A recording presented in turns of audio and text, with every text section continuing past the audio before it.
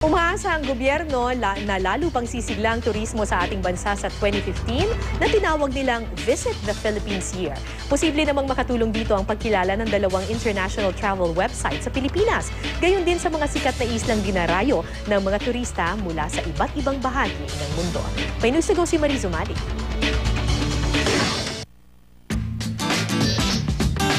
Ang mga malaparaisong isla, mga tanawing makapigil hininga.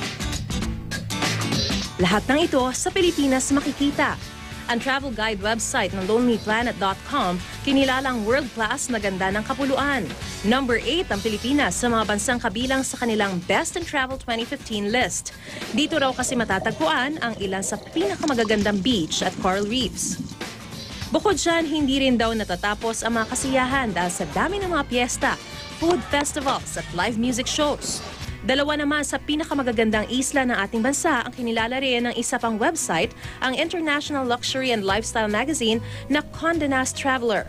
Sa kanilang listahan ng top 30 islands in the world, Reader's Choice Awards 2014, nasa number 12 ang sikat na party island na Boracay. Nakakuha ito ng 82.683 na rating mula sa mga nagbabasa ng Condé Nast.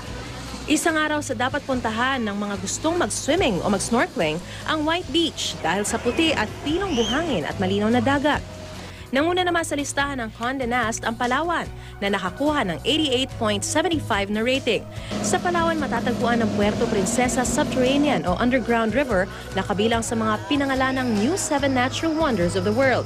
Ito raw ang isa sa pinakamahabang underground river sa mundo.